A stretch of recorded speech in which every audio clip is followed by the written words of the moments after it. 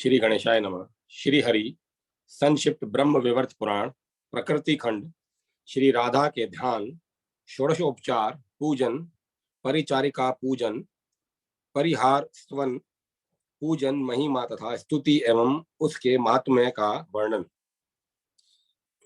श्री पार्वती जी ने पूछा, भगवान, आप पुरुषों के ईश्वर श्री कृष्ण के मंत्र के होते हुए उन वैष्णव नरेश सुयज्ञ के ने राधा का मंत्र क्यों ग्रहण किया?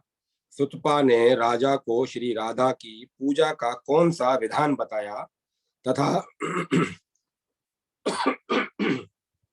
तथा किस ध्यान, किस स्तोत्र, किस कवच और किस मंत्र का उपदेश दिया? श्री राधा की पूजा पद्धति क्या है, ये सब मुझे बताइए। श्री महेश्वर बोले, प्रिय, राजा ने यह प्रश्न किया था कि हे विप्रे, हे मुने, मैं किसका पूजन करूं, किसकी आराधना से शीघ्र गोलोक प्राप्त कर लूंगा। उनके ऐसा कहने पर उन ब्राह्मण शिरोमणि ने राजेंद्र सुयज्ञ से राजेंद्र सुयज्ञ से कहा, महाराज, श्री कृष्ण की सेवा से उनके लोक को बहुत जन्मों में प्राप्त करोगे, अतः उनके प्राणों की अधिष्ठात्री देवी परात्पर स्वरूपा श्री राधा का भजन करो।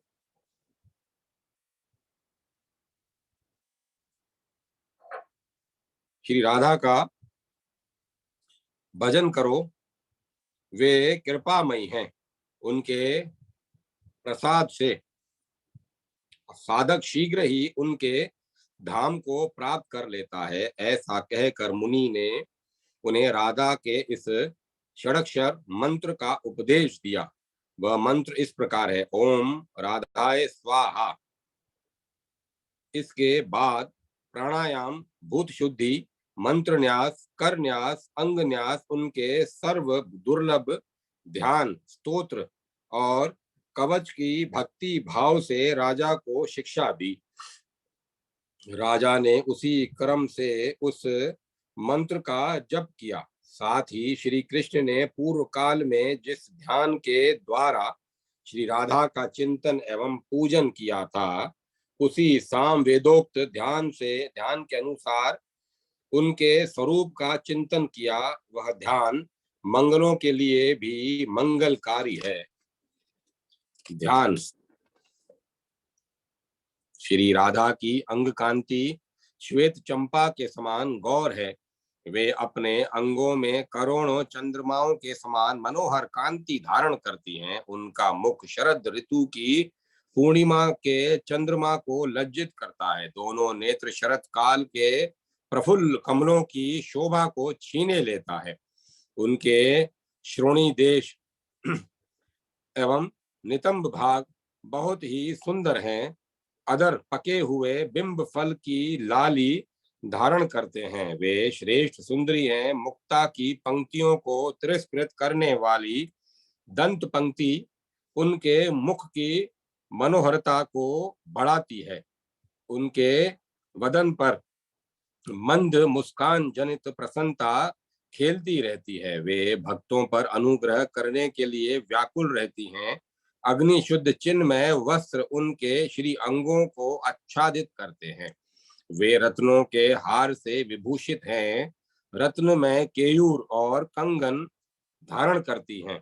रत्नों के ही बने हुए मंजिल उनके पैरों की शोभा बढ़ाते हैं। रत्न निर्मित विचित्र कुंडल उनके दोनों कानों की श्री वृद्धि करते हैं। सूर्य प्रभा की प्रतिमा रूप कपोल युगल से वे सुशोभित होती हैं। अमूल्य रत्नों के बने हुए कंठहार उनके ग्रीवा प्रदेश को विभूषित करते हैं। उत्तम रत्नों के सार तत्व से निर्मित किरीट मुकुट उनकी उज्ज्वलता को जागृत किए रहते हैं। रत्नों की मुद्रिका और पोशाक उनकी शोभा बढ़ाते हैं। वे मालती के पुष्पों के और हारों से अलंकृत केशपाश धारण करती हैं। वे रूप की अधिष्ठात्री देवी हैं और गजराज की भांति मंद गति से चलती हैं। वे जो उन्हें अत्यंत प्यारी है, ऐसी गोप किशोरियां श्वेत चवर लेकर उनकी सेवा करती हैं। कस्तूरी की बिंदी, चंदन के बिंदु और सिंदूर की टीकी से उनके मनोहर सीमंत का निम्न निम्न भाग अत्यंत उद्दीप्त दिखाई देता है। रास में रासेश्वरी के सहित विराजित रासेश्वरी राधा का मैं भजन करता हूँ। इस प्रकार ध्यान कर मस्तक पर पुष्प अर्पित करके पुनः जगदम्बा श्री राधा का चिंतन करें और फूल चढ़ाए। पुनः ध्यान के पश्चात 16 उपचार अर्पित करें। आसन, वसन, पाद, अर्घ्य, गंध, अनुलेपन, धूप, दीप, सुंदर पुष्प, स्नग्नी, रत्नभूषण, विविध नैवेद्य, सुवासित तांबूल, जल, मधुपर्क और रत्नमयी शैया, ये 16 उपचार हैं। राजा ने उनमें से प्रत्येक को वेद मंत्र के उच्चारण पूर्वक भक्ति भाव से अर्पित किया। शिवे, इन उपचारों के समर्पण के लिए जो सर्वसम्मत मंत्र हैं उन्हें सुनो। आसन, राधे पूजा के अवसर पर विश्वकर्मा द्वारा रचित रमणीय श्रेष्ठ सिंहासन जो रत्नसार का बना हुआ है, ग्रहण करो। वसन, देवी बहुमूल्य रत्नों से जड़ित सूक्ष्म वस्त्र जिसका मूल्य आका नहीं जा सकता, आपकी सेवा में प्रस्तुत है। यह अग्नि से शुद्ध किया गया चिन्मय एवं स्वभावतः निर्मल है, इसे स्वीकार करो। पाद, पाग, राधे उत्तम रत्नसार द्वारा निर्मित पात्र में संपूर्ण तीर्थों का शुभ जल तुम्हारी सेवा में अर्पित किया गया है। तुम्हारे दोनों चरणों को पखारने के लिए यह पाक जल है, इसे ग्रहण करें। अर्घ्य, राधे दक्षिणावर्त शंख में रखा हुआ ध्रुवा पुष्प, चंदन और तीर्थ जल से युक्त यह पवित्र अर्घ्य प्रस्तुत है, इसे स्वीकार करो। गंध, राधे पार्थिव द्रव्यों से संभूत अत्यंत सुगंधित मंगलोपयोगी तथा पवित्र गंध मुझसे ग्रहण करो। अनुलेपन, चंदन, देवेश्वरी, कस्तूरी, कुमकुम और सुगंध से युक्त यह सुगंधित चंदन पूर्ण अनुलेपन के रूप में तुम्हारे सामने प्रस्तुत है, इसे स्वीकार करो। धूप, देवी वृक्षों की गोंद, गूगल और तथा पार्थिव द्रव्यों से संयुक्त यह धूप प्रज्वलित अग्नि शिखा से निर्मित धूप के रूप में प्रस्तुत है, मेरी इस वस्तु को ग्रहण करो। दीप, परमेश्वरी अमूल्य रत्नों का बना हुआ यह परम उज्जवल शोभाशाली रत्न प्रदीप अंधकार भय को दूर करने वाला है, इसे स्वीकार करो। पुष्प, परमेश्वरी गंध और चंदन से चर्चित अत्यंत शोभायमान यह रमणीय पारिजात पुष्प ग्रहण करो। स्नानीय, देवी विष्णु तेल से युक्त यह अत्यंत मनोहर एवं सुनिग्ध सुगंधित आंवले का चूर्ण सेवा में प्रस्तुत है, इस स्नानोपयोगी वस्तु को तुम स्वीकार करो। भूषण, राधे अमूल्य रत्नों के बने हुए केयूर, कंकण आदि आभूषणों को तथा परम शोभाशाली शंख की चूड़ियों को मेरी ओर से ग्रहण करो।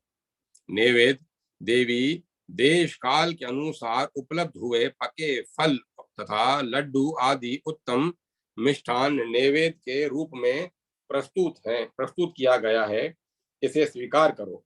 तांबुल और जल, देवी कपूर आदि से सुवासित सब भोगों से उत्कृष्ट रमणीय एवं सुंदर तांबूल तथा स्वादिष्ट जल ग्रहण करो। मधुपर्क परमेश्वरी रत्न में पात्र में रखा हुआ यह अशन मधुपर्क अत्यंत स्वादिष्ट तथा परम मनोहर है। मैंने भक्ति भाव से इसे सेवा में समर्पित किया है, कृपया स्वीकार करो। शैया देवी श्रेष्ठ रत्नों के सार भाग से निर्मित अग्नि शुद्ध निर्मल वस्त्र से आच्छादित तथा पुष्प और चंदन से चर्चित यह शैया प्रस्तुत है, इसे ग्रहण करो। इस प्रकार देवी श्री राधा का सम्यक पूजन करके उनके लिए 3 बार पुष्पांजलि दे तथा देवी की 8 नायिकाओं का, जो उनकी परम प्रिया परिचारिकाएं हैं, यत्न पूर्वक भक्ति भाव से पंचोपचार पूजन करें। प्रिय उनके पूजन का क्रम पूर्व आदि से आरंभ करके दक्षिणाव्रत बताया गया है। पूर्व दिशा में मालावती, अग्नि कोण में माधवी, दक्षिण में रत्नमाला, नेतृत्व कोण में सुशीला, पश्चिम में शशिकला, वाव्य कोण में पारिजाता, उत्तर में पद्मावती तथा ईशान कोण में सुंदरी की पूजा करें। व्रती पुरुष व्रत काल में जुथिका, जूही, मालती और कमलों की माला चढ़ावे। तत्पश्चात साम वेदोक्त रीति से परिहार नामक स्तुति करे। परिहार मंत्र इस प्रकार है। देवम देवी जगताम माता विष्णु माया सनातनी इत्यादि। श्री राधे, तुम देवी हो, जग जननी सनातनी विष्णु माया हो, श्री कृष्ण के प्राणों की अधिष्ठात्री देवी तथा उन्हें प्राणों से भी अधिक प्यारी हो, शुभ स्वरूपा हो, कृष्ण प्रेममयी शक्ति तथा श्री कृष्ण सौभाग्य रूपिणी हो। श्री कृष्ण की भक्ति प्रदान करने वाली मंगलदायिनी राधे, तुम्हें नमस्कार है। आज मेरा जन्म सफल हुआ, आज मेरा जीवन सार्थक हुआ, क्योंकि श्री कृष्ण ने जिसकी पूजा की है वही देवी आज मेरे द्वारा पूजित हुई है। श्री कृष्ण के वक्ष स्थल में जो सर्व सौभाग्यशालिनी राधा है, वे ही रास मंडल में रासेश्वरी, वृंदावन में वृंदा, गोलोक में कृष्ण प्रिया, तुलसी कानन में तुलसी, कृष्ण संगम में चंपावती, चंपक कानन में क्रीड़ा, चंद्र वन में चंद्रावली, शत श्रृंग पर्वत पर सती विराजातवर्ती विराजा तटवर्ती कानन में विरजाद परहंत्री, पद्म वन में पद्मावती, कृष्ण सरोवर में कृष्णा, कुंज कुटीर में भद्रा, काम्य वन में काम्या, वैकुंठ में महालक्ष्मी, नारायण के हृदय में वाणी, क्षीर सागर में सिंधु कन्या, मृत्यु लोक में हरि प्रिया लक्ष्मी, संपूर्ण स्वर्ग में देव दुख विनाशिनी सर्व स्वर्ग लक्ष्मी तथा शंकर के वक्ष स्थल पर सनातनी विष्णु माया दुर्गा है। वही अपनी कला द्वारा वेद माता सावित्री होकर ब्रह्म वक्ष में विलास करती हैं। देवी राधे, तुम ही अपनी कला से धर्म की पत्नी एवं मुनि नर नारायण की जननी हो। तुम ही अपने कला द्वारा तुलसी तथा भुवन पावनी गंगा हो। गोपियां तुम्हारे रोमकूपों से प्रकट हुई हैं। रोहिणी तथा रति तुम्हारी कला की अंश स्वरूपा हैं। शतरूपा, शची और दिति तुम्हारी कला की कलांश रूपणी है। देव माता हरि प्रिया अदिति तुम्हारी कलांश रूपा है। शुभे देवांगनाएं और मुनि पत्नियां तुम्हारी कला से प्रकट हुई हैं। कृष्ण पूजिते, तुम मुझे श्री कृष्ण की भक्ति और श्री कृष्ण का दास्य प्रदान करो। इस प्रकार परिहार और एवं स्तुति करके कवच का पाठ करें। यह प्राचीन शुभ स्तोत्र श्री हरि की भक्ति एवं दास्य प्रदान करने वाला है। इस प्रकार जो प्रतिदिन श्री राधा की पूजा करता है वह भारतवर्ष में साक्षात विष्णु के समान है, जीवन मुक्त एवं पवित्र है।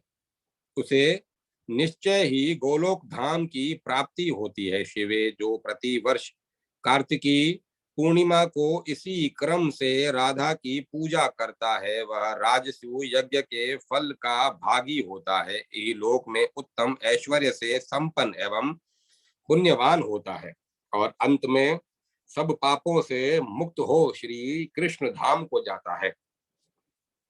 पार्वती आदि काल में पहले श्री कृष्ण ने इसी क्रम से वृंदावन के रास मंडल में श्री राधा की स्तुति एवं पूजा की थी। दूसरी बार तुम्हारे वर से वेद माता सावित्री को पाकर सृष्टि करता ब्रह्मा जी ने इसी क्रम से राधा का पूजन किया था।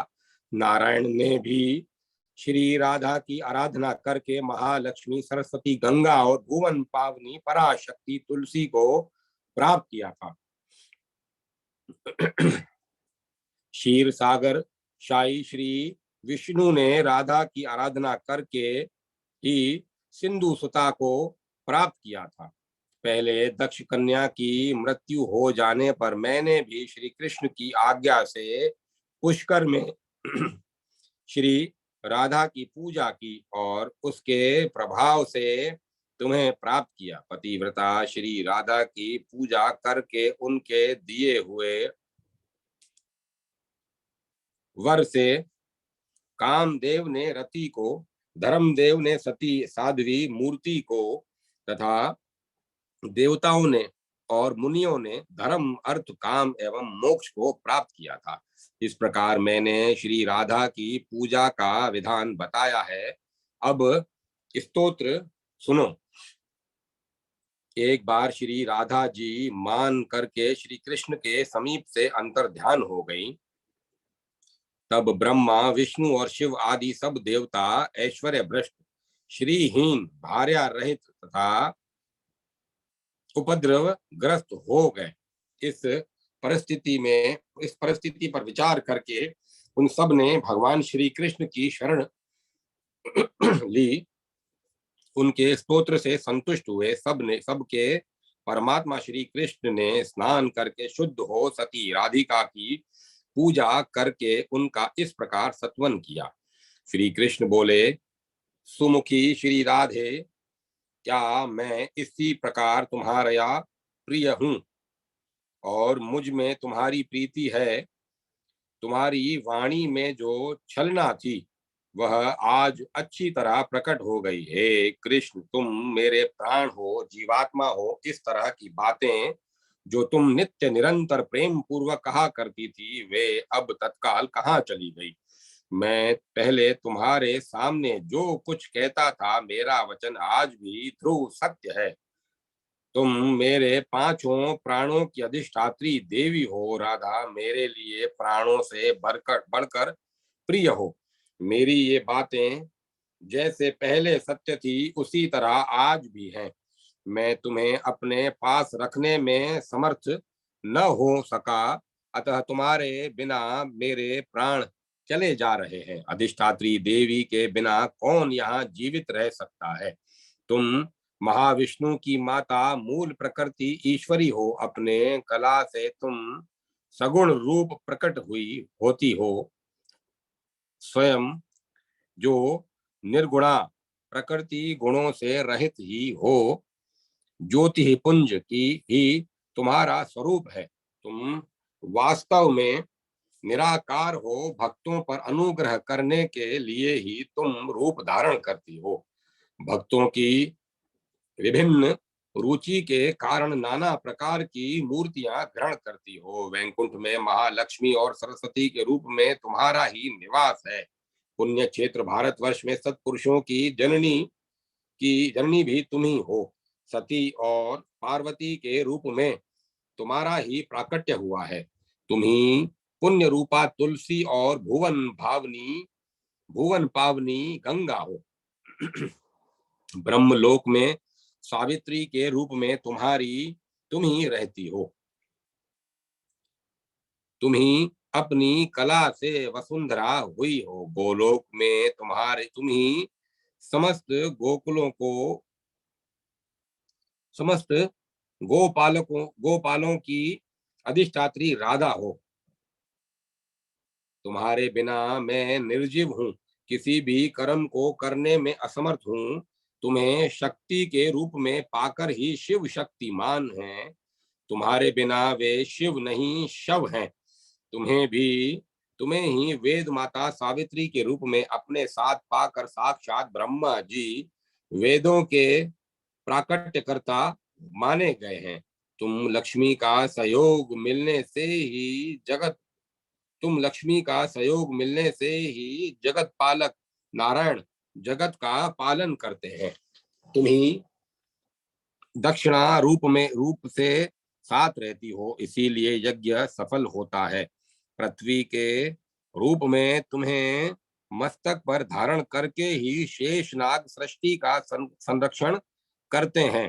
गंगाधर शिव तुम्ही तुम्हें ही गंगा रूप में अपने मस्तक पर धारण करते हैं। तुमसे ही सारा जगत शक्तिमान है। तुम्हारे बिना सब कुछ शव मृतक के तुल्य है।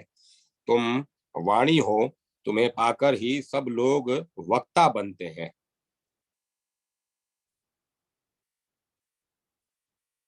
तुम्हारे बिना पौराणिक सुत भी मूक हो जाता है।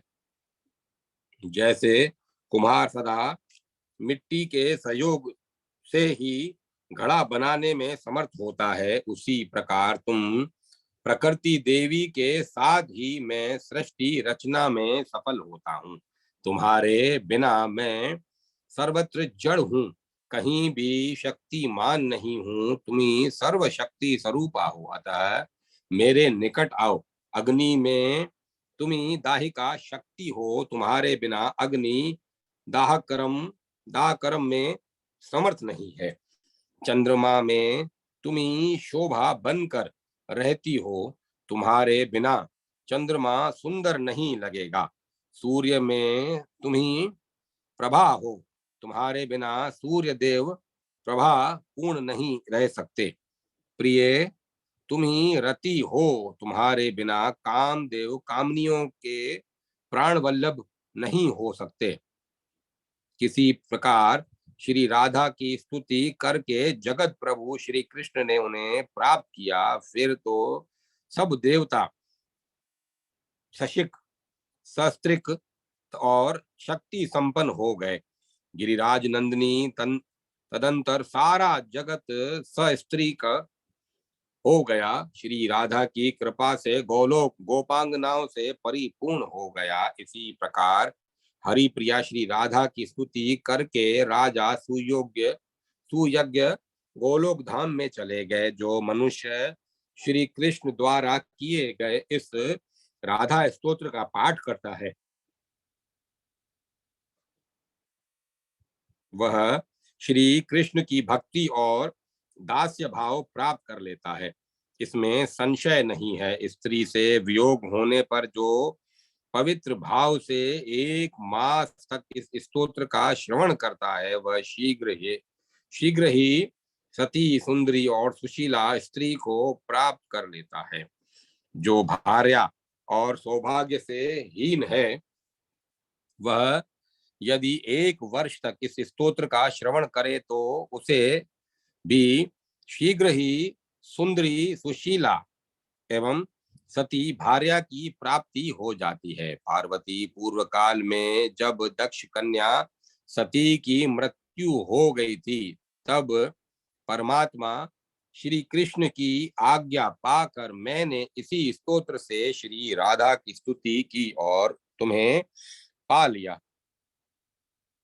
पूर्व काल में ब्रह्मा जी को भी इसी स्तोत्र के प्रभाव से सावित्री की प्राप्ति हुई थी। पूर्व काल में दुर्वासा के शाप से जब देवता लोग श्रीहीन हो गए, तब इसी स्तोत्र के इसी स्तोत्र से श्री राधा की स्तुति करके उन्होंने दुर्लभ लक्ष्मी प्राप्त की थी। पुत्र की इच्छा वाला पुरुष यदि 1 वर्ष तक इस स्तोत्र का श्रवण करे तो उसे पुत्र प्राप्त होता है। इस स्तोत्र के प्रसाद से मनुष्य बहुत बड़ी व्याधि एवं रोगों से मुक्त हो जाता है। जो कार्तिकी पूर्णिमा को श्री राधा का पूजन करके इस स्तोत्र का पाठ करता है वह अविचल लक्ष्मी को पाता है तथा राजस्यु यज्ञ के फल का भागी होता है। यदि नारी इस स्तोत्र का श्रवण करे तो वह पतिक पति के सौभाग्य से संपन्न होती है। जो भक्ति पूर्वक इस स्तोत्र को सुनता है वह निश्चय ही बंधन से मुक्त हो जाता है। जो प्रतिदिन भक्ति भाव से श्री राधा की पूजा करके प्रेम पूर्वक इस स्तोत्र का पाठ करता है वह भव बंधन से मुक्त हो गोलोक धाम को जाता है।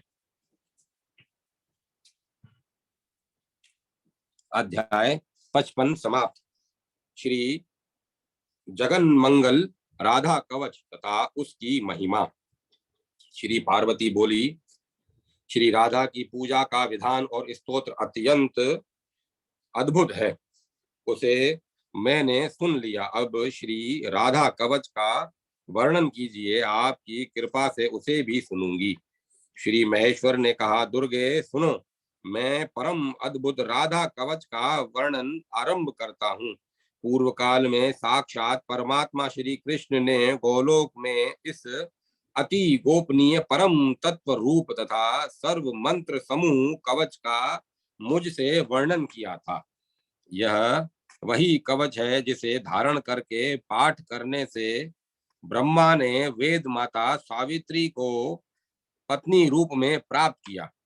सुरेश्वरी, तुम सर्वलोक जननी हो, तुम मुझे तुम्हारा स्वामी होने का जो सौभाग्य प्राप्त हुआ है वह इस कवच को धारण करने का ही प्रभाव है।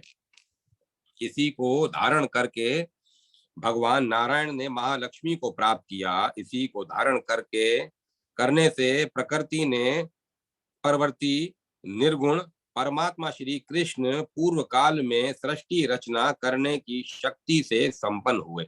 जगत पालक विष्णु ने इसी को धारण करके सिंधु कन्या को प्राप्त किया। इसी कवच के प्रभाव से शेषनाग समस्त ब्रह्मांड को अपने मस्तक पर सरसों के दाने की भांति धारण करते हैं। इसी का आश्रय ले महाविराट प्रत्येक रोमकूप में असंख्य ब्रह्मांडों को धारण करते हैं और सबके आधार बने हैं। इस कवच का धारण और पाठ करने से धर्म सबके साक्षी और कुबेर धनाध्यक्ष हुए हैं। इसके पाठ और धारण का ही यह प्रभाव है कि इंद्र देवताओं के स्वामी तथा मनु नरेशों के भी सम्राट हुए हैं। इसके पाठ और धारण से ही श्रीमान चंद्रदेव राजस्यु यज्ञ करने में सफल हुए और सूर्यदेव तीनों लोकों के ईश्वर पद पर प्रतिष्ठित हो सके। इसका मन के द्वारा धारण और वाणी द्वारा पाठ करने से अग्नि देव जगत को पवित्र करते हैं तथा पवन देव मंद गति से प्रवाहित हो तीनों भुवनों को पावन बनाते हैं। इस कवच को ही धारण करने का यह प्रभाव है कि मृत्यु देव समस्त प्राणियों में स्वच्छंद गति से विचरते हैं। इसके पाठ और धारण से ही सशक्त हो जमदग्नि नंदन परशुराम ने पृथ्वी को 21 बार क्षत्रियों से सूनी कर दिया और कुंभज ऋषि ने समुद्र को पी लिया। इसे धारण करके ही भगवान सनत कुमार ज्ञानियों के गुरु हुए और नर नारायण ऋषि जीवन मुक्त एवं सिद्ध हो गए। इसी के धारण और पठन से ब्रह्मपुत्र वशिष्ठ सिद्ध हो गए, कपिल सिद्धों के स्वामी हुए हैं। इसी के प्रभाव से प्रजापति दक्ष और भृगु मुझ से निर्भय होकर द्वेष करते हैं। क्रम कुर्म शेष को भी धारण करते हैं और वायुदेव सबके आधार हुए हैं और वरुण सबको पवित्र करने वाले हो सके हैं। शिवे इसी के प्रभाव से ईशान दिक्पाल और यम शासक हुए हैं। इसी का आश्रय लेने से काल और कालाग्नि रुद्र तीनों लोकों का संहार करने में समर्थ हो सके हैं। इसी को धारण करके गौतम सिद्ध हुए, कश्यप प्रजापति के पद पर प्रतिष्ठित हो सके, और मुनिवर दुर्वासा ने अपनी पत्नी का वियोग होने पर पूर्व काल में देवी की कला स्वरूप वसुदेव कुमारी एकांशा को प्राप्त किया।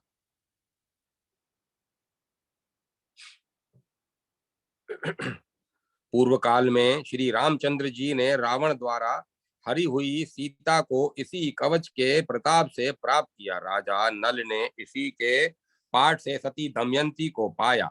महावीर शंखचूड़ इसी के प्रभाव से दैत्यों का स्वामी हुआ। दुर्गे इसी का आश्रय लेने से वृषभ नंदिकेश्वर मुझ को वहन करते हैं, और गरुड़ श्री हरि को वाहन हो श्री हरि के वाहन हो सके हैं।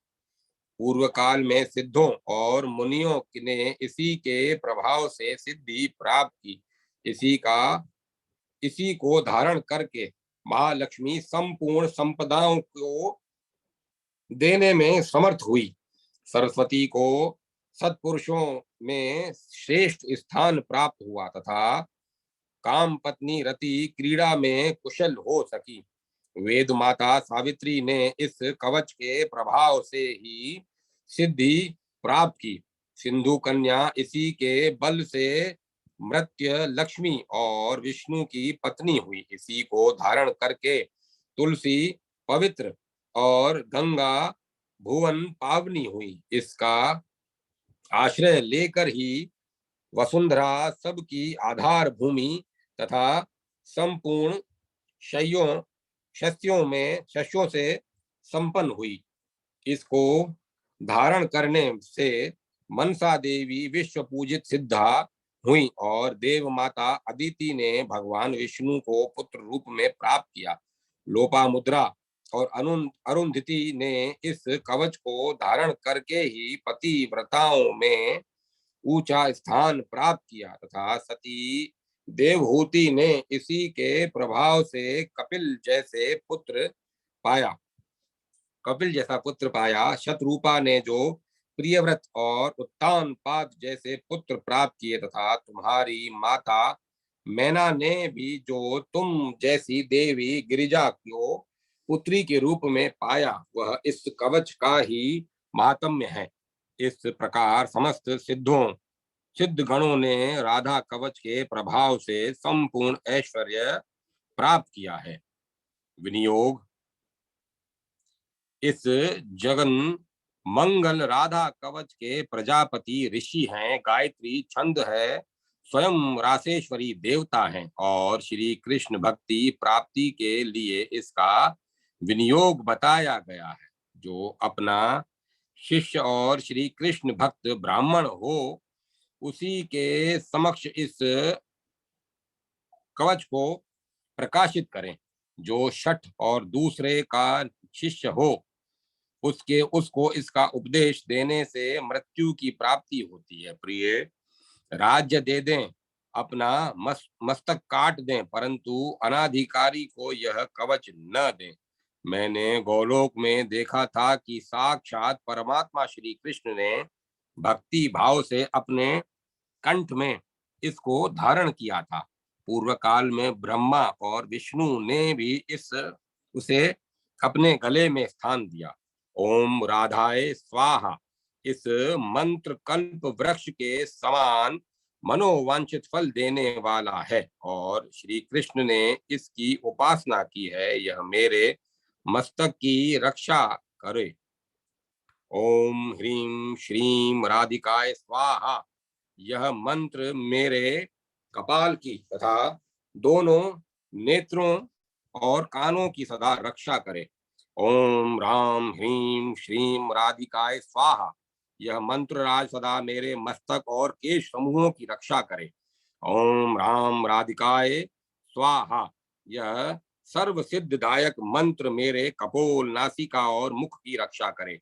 ओम क्लीं श्रीं कृष्ण प्रियाय नमः यह मंत्र मेरे कंठ की रक्षा करे। ओम राम रासेश्वरी नमः यह मंत्र मेरे कंधे की रक्षा करे।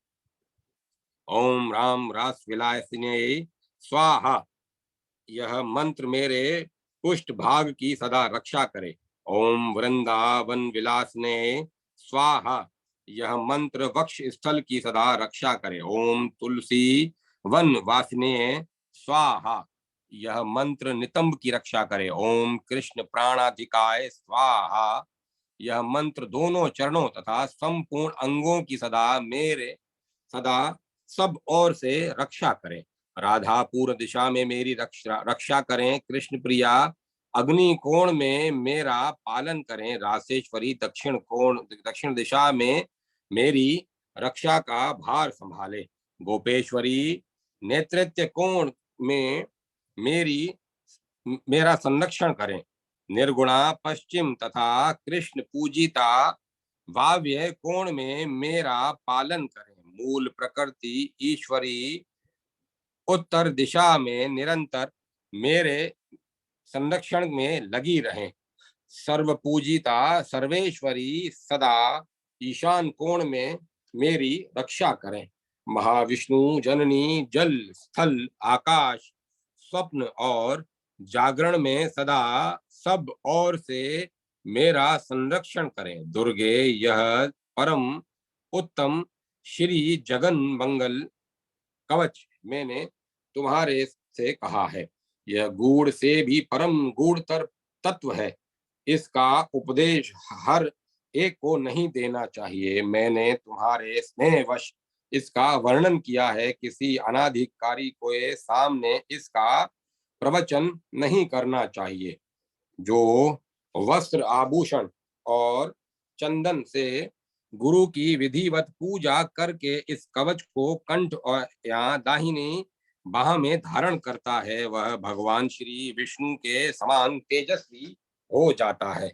100 लाख जप करने पर यह कवच सिद्ध हो जाता है। यदि किसी को यह कवच सिद्ध हो जाए तो वह आग से जलता नहीं है। दुर्गे पूर्व काल में इस कवच को धारण करने से ही राजा दुर्योधन ने जल और अग्नि का स्तंभन करने में निश्चित रूप से दक्षता प्राप्त की थी। मैंने पहले पुष्कर तीर्थ में सूर्य ग्रहण के अवसर पर सनत कुमार को इस कवच का उपदेश दिया था। सनत कुमार ने मेरु पर्वत पर सांदीपनि को यह कवच प्रदान किया। सांदीपनि ने बलराम जी को और बलराम जी ने दुर्योधन को इसका उपदेश किया। इस कवच के प्रसाद से मनुष्य जीवन मुक्त हो सकता है।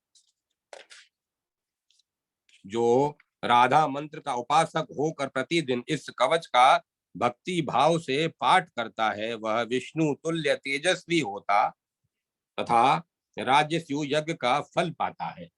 संपूर्ण तीर्थों में स्नान, सब प्रकार का दान, संपूर्ण व्रतों में उपवास, पृथ्वी की परिक्रमा, समस्त यज्ञों की दीक्षा का ग्रहण, सदैव सत्य की रक्षा, नित्य प्रति श्री कृष्ण की सेवा, श्री कृष्ण नैवेद्य का भक्षण तथा चारों वेदों का पाठ करने पर मनुष्य जिस फल को पाता है, इसे उसे निश्चय ही वह इस कवच के पाठ से पा लेता है।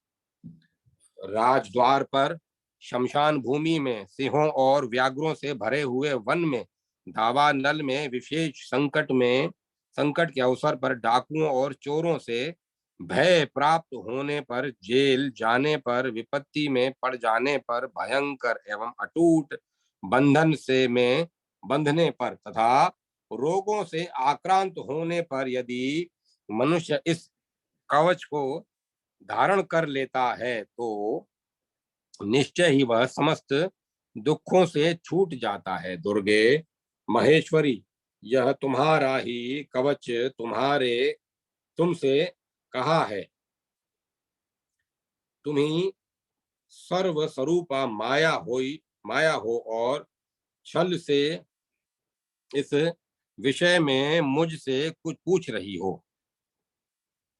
श्री नारायण कहते हैं, नारद इस प्रकार राधिका की कथा कहकर बारंबार माधव का स्मरण करके भगवान शंकर के संपूर्ण अंगों में रोमांच हो आया।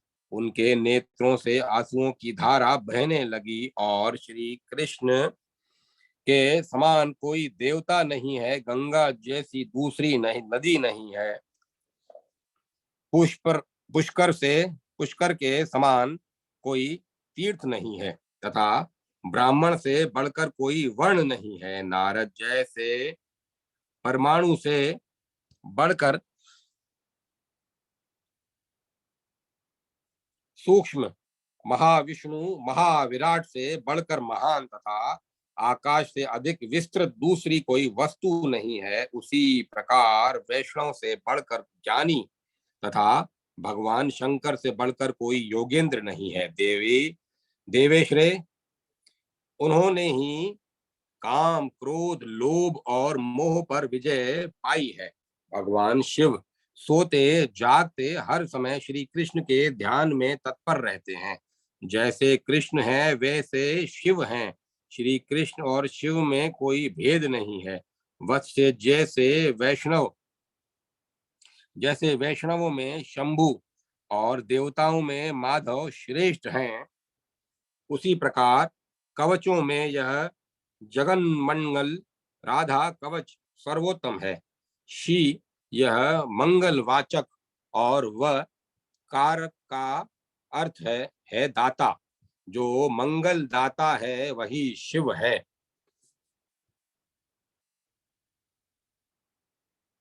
जो विश्व में मनुष्यों का सदा शम अर्थात कल्याण करते हैं, वे ही शंकर कहे गए हैं। कल्याण का तात्पर्य यहाँ मोक्ष से है। ब्रह्मा आदि देवता तथा वेदवादी मुनि यह ये महान कहे गए हैं। उन महान पुरुषों में जो देवता हैं उन्हें महादेव कहते हैं। संपूर्ण विश्व में पूजित मूल प्रकृति ईश्वरी को महती देवी कहा गया है। उस महादेवी के द्वारा पूजित देवताओं का नाम महादेव है। विश्व में स्थित जितने महान हैं उन सब के ईश्वर हैं। इसीलिए मनुषी इसीलिए मनीषी पुरुष इन्हें महेश्वर कहते हैं। ब्रह्मपुत्र नारद, तुम धन्य हो जिसके गुरु श्री कृष्ण की भक्ति प्रदान करने वाले साक्षात महेश्वर हैं। इस प्रकार फिर तुम मुझसे क्यों पूछ रहे हो? अध्याय 56 समाप्त।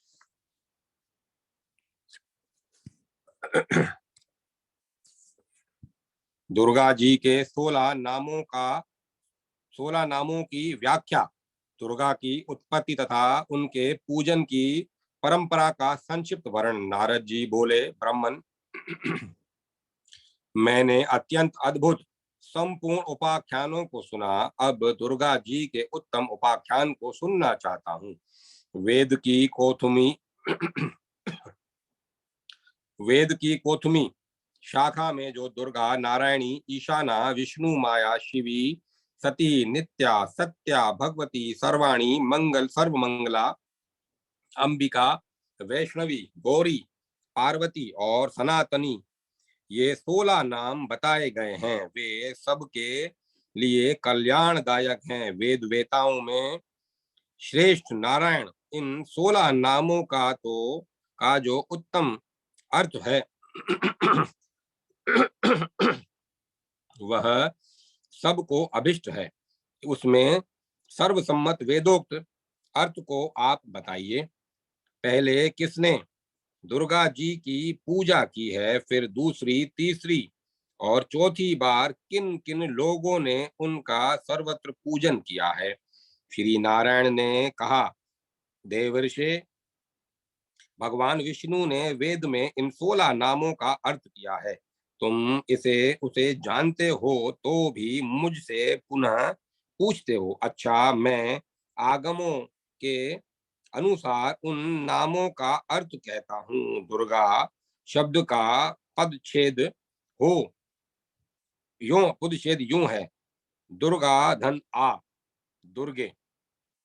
शब्द दैत्य महाविघ्न भवबंधन करम शोक दुख नरक यमदंड जन्म महान भय तथा अत्यंत रोग के अर्थ में आता है।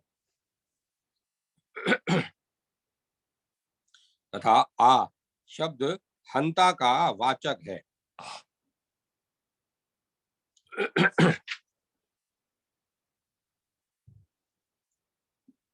दुर्ग धन आ, दुर्ग शब्द दैत्य महाविघ्न भवबंधन करम शोक दुख नरक यमदंड जन्म महान भय तथा अत्यंत रोग के अर्थ में आता है। तथा आ शब्द हंता का वाचक है। जो देवी उन दैत्य और महाविघ्न आदि का हनन करती है उसे दुर्गा कहा गया है। यह दुर्गा यश तेज रूप और गुणों में नारायण के समान है तथा नारायण की ही शक्ति है, इसीलिए नारायणी कही गई है। ईशान का पदच्छेद इस प्रकार है, ईशान धन आ। ईशान शब्द संपूर्ण सिद्धियों के अर्थ में प्रयुक्त होता है और आ शब्द दाता का वाचक है। जो संपूर्ण सिद्धियों को देने वाली है वह देवी ईशाना कही गई है। पूर्व काल में सृष्टि के समय परमात्मा विष्णु ने माया की सृष्टि की थी और अपनी उस माया द्वारा संपूर्ण विश्व को मोहित किया। वह माया देवी विष्णु की ही शक्ति है, इसीलिए विष्णु माया कही गई है।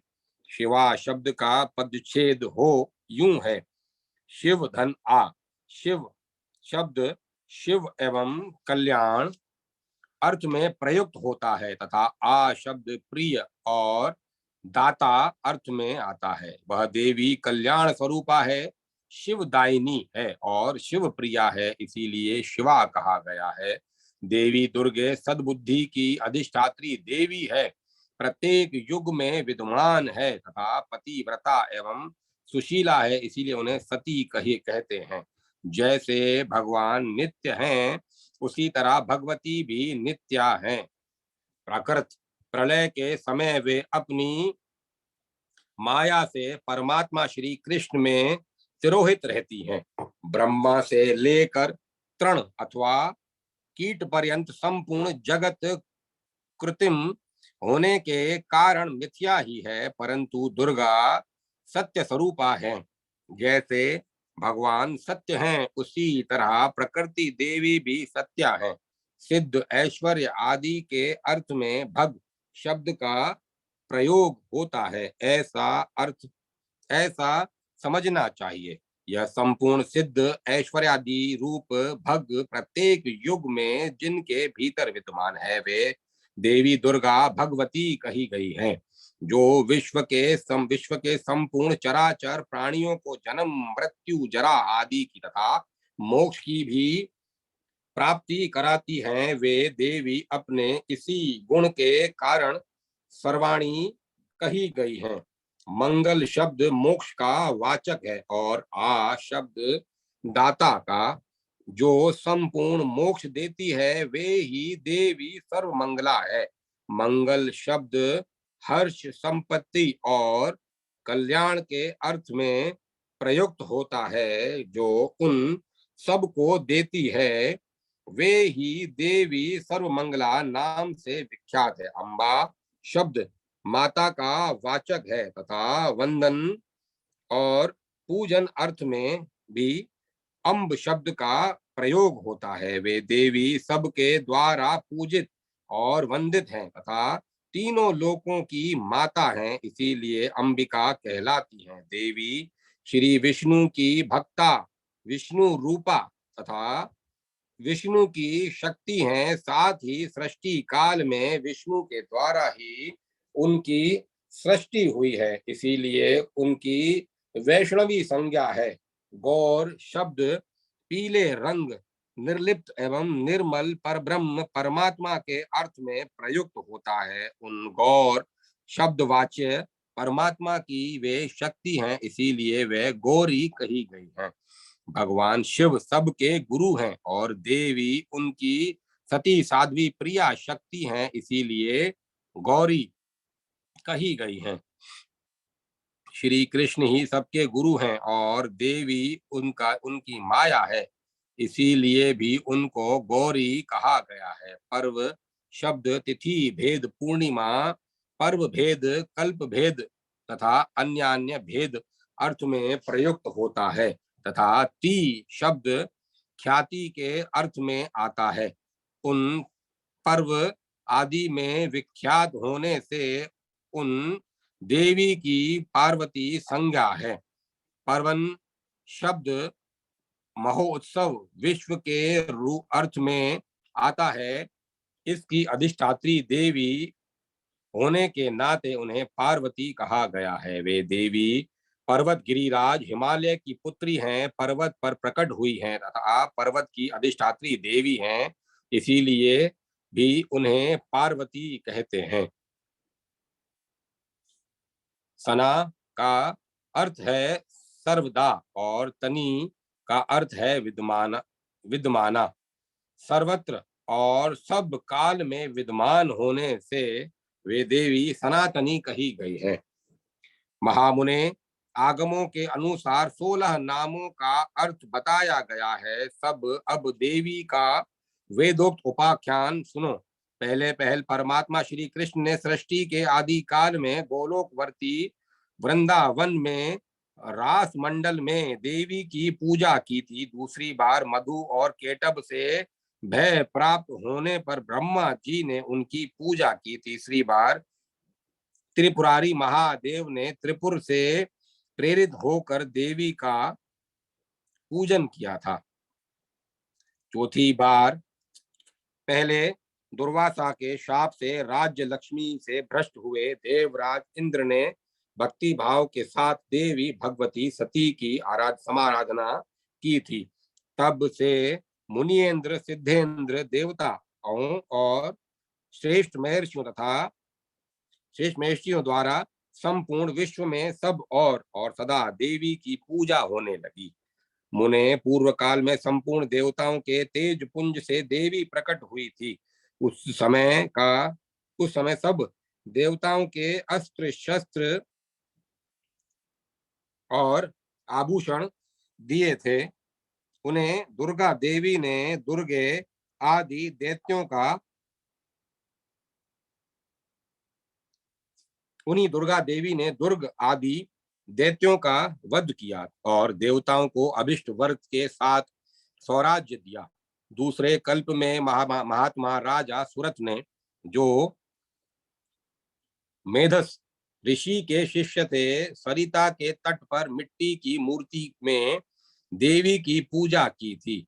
उन्होंने वेदोक्त 16 उपचार अर्पित करके विधिवत पूजन और ध्यान के पश्चात कवच धारण किया तथा परिहार नामक स्तुति करके अभिष्ट वर पाया। इसी तरह उसी सरिता के तट पर उसी मरणमयी मूर्ति में एक वैश्य ने भी देवी की पूजा करके मोक्ष प्राप्त किया। राजा और वैश्य ने नेत्रों से आंसू बहाते हुए दोनों हाथ जोड़कर देवी की स्तुति की और उनकी उस मृणमयी प्रतिमा का नदी में निर्मल गंभीर जल में विसर्जन कर दिया। ऐसी वैसी मृणमयी प्रतिमा को जलमग्न हुई देख राजा और वैश्य दोनों रो पड़े और वहां से अन्यत्र चले गए। वैश्य ने देह त्याग करके जन्मांतर में वैश्य ने देह त्याग कर के जन्मांतर में पुष्कर तीर्थ में दुष्कर तपस्या की और दुर्गा देवी के वरदान से वे गोलोक धाम में चले गए। राजा अपने निष्कटक राज्य को लौट गए। वहां सबके आदरणीय होकर बलपूर्वक शासन करने लगे। उन्होंने 60,000 वर्षों तक राज्य भोग किया। तत्पश्चात अपनी पत्नी तथा राज्य का भार पुत्र को सौंपकर वे काल योग से पुष्कर में तप करके दूसरे जन्म में सावरणी मनु हुए। वत्स मुनि श्रेष्ठ, इस प्रकार मैंने आगमों के अनुसार दुर्गोपाख्यान का संक्षेप से वर्णन किया। अब तुम और क्या सुनना चाहते हो? तदंतर नारद जी के पूछने पर भगवान नारायण ने तारा की कथा और तारा की कथा कही और चैत्र तनय राजा अधिरथ से राजा सूरत की उत्पत्ति का प्रसंग सुनाया। अध्याय 57, 58, 59, 60, 61 समाप्त। अब मैं कथा को विराम देता हूं।